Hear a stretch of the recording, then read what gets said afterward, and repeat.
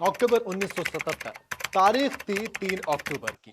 देश की सबसे ताकतवर महिला को गिरफ्तार किया जाना था। नेताओं ने इससे पहले इतना तनाव शायद ही कभी देखा था। आरोप थे भ्रष्टाचार के, और जिस पर आरोप लगे थे वो थी इंदिरा गांधी। जी हां, वो इंदिरा गांधी जिन्हें देश की आयरन लेडी कहा जाता था।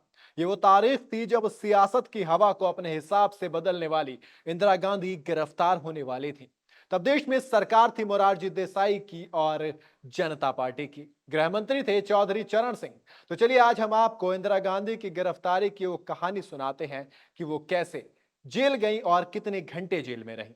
दरअसल इंदिरा गांधी पर चुनाव प्रचार के दौरान सरकारी गाड़ियों की खरीदारी में भ्रष्टाचार का आरोप लगा था। उस वक्त रायबरेली में चुनाव प्रचार के लिए इंदिरा के लिए 100 जीपें खरीदी गई थी, लेकिन इसी बीच उनके विरोधियों ने यह आरोप लगा दिया कि जीपें कांग्रेस पार्टी के पैसे से नहीं खरीदी गई, बल्कि उद्योगपतियों और सरकारी पैसे से खरीदी गई हैं। कांग्रेस दावे करती है कि इंदिरा गांधी के लिए पूरा प्लान तैयार हो रहा था कि कैसे उन्हें जेल भेजा जाए।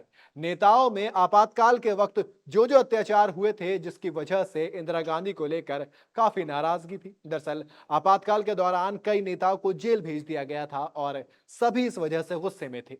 नेता चाहते थे कि इंदिरा गांधी को भी जेल भेजा जाए, और चुनाव में इंदिरा की हार के बाद उनकी गिरफ्तारी का रास्ता साफ हो गया था।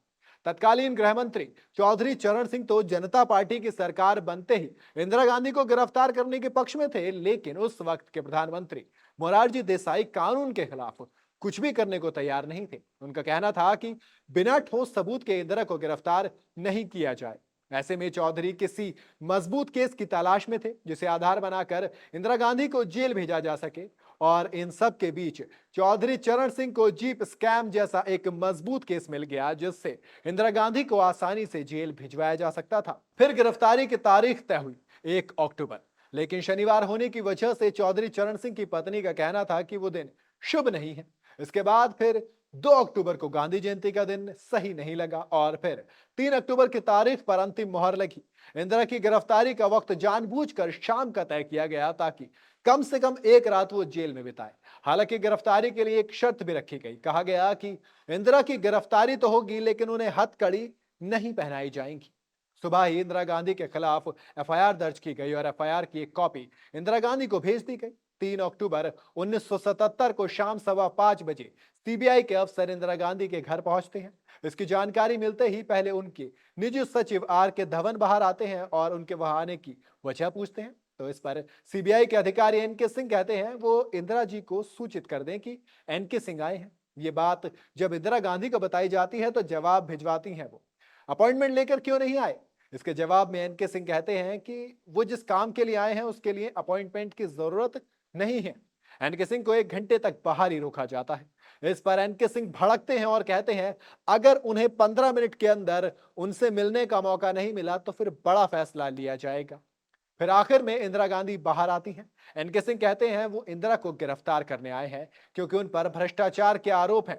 ये सुनकर इंदिरा भड़क जाती हैं और गुस्से में कहती हैं मुझे गिरफ्तारी का डर नहीं, लाइए हथकड़ियां। थोड़ी देर बाद इंदिरा शांत हुई और कहा वो चलने से पहले तैयार होना चाहेंगी। इंदिरा बेडरूम में गई और दरवाजा बंद कर लिया। 1 डेढ़ घंटे अंदर ही रही। रात 8:30 बजे सफेद साड़ी में बाहर आई। पहले तो ये तय था कि इंदिरा को भड़कल लेक ले जाया जाएगा, लेकिन फरीदाबाद के बाद एक रेल फाटक पर वो गाड़ी से बाहर आकर विरोध करने लगी, जिसके बाद उन्हें वापस किंग्सवे कैंप में पुलिस ऑफिसर्स मेस ले जाया गया। इंदिरा को ग्राउंड फ्लोर पर वीआईपी कमरे में रखा गया। खाना भी ऑफर किया गया। एनके सिंह ने यहां इंदिरा से माफी भी मांगी। अब आती है 4 अक्टूबर की घड़ी। इस दिन इंदिरा को चीफ मेट्रोपॉलिटन मजिस्ट्रेट के सामने पेश किया गया। सुबह 8 बजे एनके सिंह इंदिरा को लेने पहुंच गए। जब सब लोग कोर्ट पहुंचे तो वहां राजीव गांधी और संजय गांधी पहले से ही मौजूद थे। वो मां के लिए नाश्ता लेकर आए थे। पार्लियामेंट स्ट्रीट में पेशी के दौरान भारी भीड़ इकट्ठा हो गई। विरोधी भी थे और समर्थक भी। मजिस्ट्रेट ने सुनवाई में सवाल किया कि इंदिरा के खिलाफ क्या सबूत है। तो प्रोसिक्यूटर ने जवाब दिया कि एफआईआर कल ही दर्ज की गई है, सबूत के लिए वक्त लगेगा। चीफ मेट्रोपॉलिटन मजिस्ट्रेट ने यहीं पर केस डिसमिस कर दिया। फिर क्या था, संजय गांधी डिसमिस डिसमिस चिल्लाते हुए बाहर आ गए। कार्यकर्ताओं का जोश 7वें आसमान पर पहुंच गया। हार के बाद निराशा में डूबी कांग्रेस को मजिस्ट्रेट ने मानो संजीवनी दे दी थी, और जनता पार्टी को बहुत बड़ा झटका, क्योंकि इंदिरा के खिलाफ उठाया गया सरकार का यह कदम बिना किसी तैयारी के था। तब प्रणब मुखर्जी ने कहा था कि जिस जनता पार्टी के नेताओं को इंदिरा ने 19 महीने जेल में रखा, वो नेता इंदिरा को 19 घंटे भी जेल में नहीं रख पाए। लेकिन कोर्ट के इस फैसले ने मानो कांग्रेसियों के हौसले को सातवें आसमान पर पहुंचा दिया था। इस फैसले के कुछ दिन बाद इंदिरा के नेतृत्व में कांग्रेस आजमगढ़ उपचुनाव जीती, चिकमंगलुरु में जीत दर्ज की, इंदिरा पार्लियामेंट में भी वापसी पहुंची, यानी कि 2 महीने बाद उन्हें फिर गिरफ्तार कर लिया। हालांकि उन्हें 2 महीने बाद फिर से गिरफ्तार कर लिया गया और इस बार वो तिहाड़ भी गई, लेकिन कांग्रेस पार्टी को 3 अक्टूबर के किस्से ने जो ताकत थी वो 19 दिसंबर 1977 में इंदिरा की दूसरी गिरफ्तारी से और भी ज्यादा मजबूत हो गई। फिर 1980 में वो चमत्कार हुआ जिसके बारे में शायद किसी ने भी नहीं सोचा था। वो चमत्कार था कांग्रेस की भव्य जीत। जी हां, कांग्रेस ने तब 353 सीटें अकेले जीत ली थी, जो पिछली बार से 199 सीटें ज्यादा थी। उधर जनता पार्टी का तो मानो सुपड़ा ही साफ हो गया था।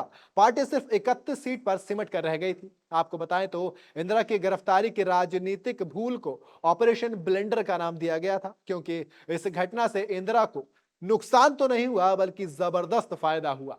तो ये थी देश की एक ताकतवर महिला और पूर्व प्रधानमंत्री इंदिरा गांधी की गिरफ्तारी की कहानी। तारीख के सेगमेंट का वीडियो आपको कैसा लगा हमें कमेंट में जरूर बताएं और ऐसे तमाम कहानियों के लिए देखते रहें न्यूज़ को।